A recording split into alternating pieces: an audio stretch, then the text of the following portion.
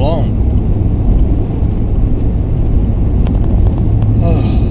I got the sun in my face. It's an early morning, and I'm on my way to cut firewood. Get ready for the winter and all that. Gotta have firewood for the sake of being able to heat the home without using up a ton of gas in the furnace and all of that. Firewood's important, y'all.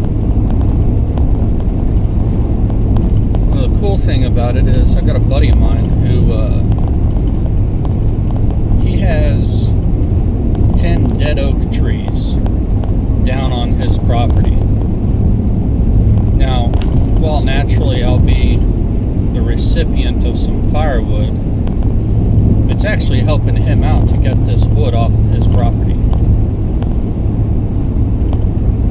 And in the process, I'm providing for my family at the same time. But it brings to thought the idea of an act of service. This is a symbiotic relationship, right? To where, he gets something while I get something as well. But the truth of the matter is, it's not about that.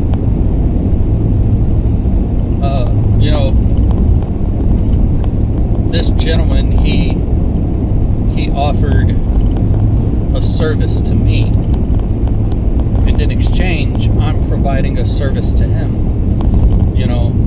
And when you think about the acts of service, the greatest privilege in life, truly what the Father desires for us and created us to do, is the very same that Yeshua came. It's what he came to do. He said, I came to serve you. The greatest act of a leader, or the greatest quality of a leader, I'd say better put, when you take a look at the qualities of a leader, you can determine the quality of a leader by how well he serves others. And that's what Jesus came to do for us. He even put it so much into this idea, whenever Jesus comes and to wash the disciples' feet before the Last Supper, and he says to Peter's like, what are you doing? No, that, because culturally back then, the individual who washed the feet, they were low. They were low in society. Very low. And Peter said, far be it from you that you would ever wash my feet. I should be washing yours. Speaking to Jesus. And Jesus said, Peter, if I don't wash your feet, you will have no part of me. You have no part in me. It's that act of service.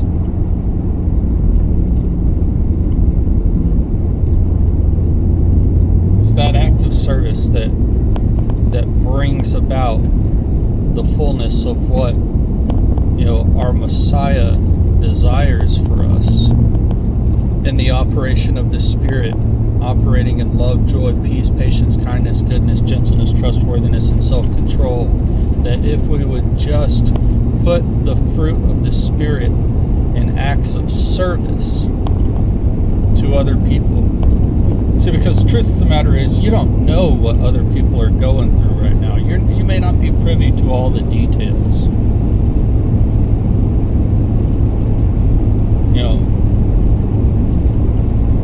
Maybe an individual's going through something.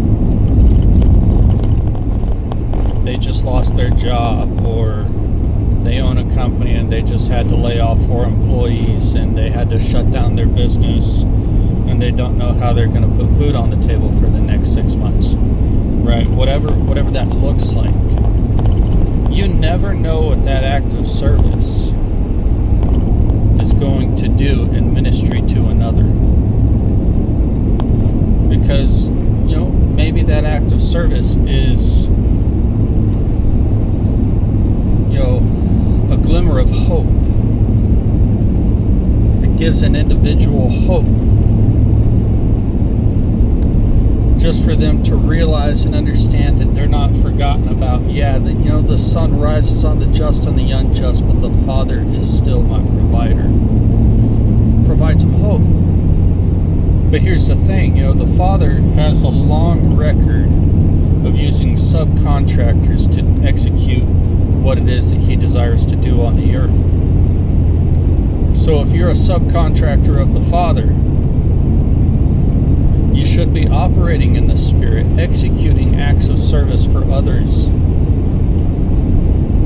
to edify them, to build them up, and provide them hope, and to let them know and realize that the Father's not forgotten about them, but He loves them so deeply and incredibly much.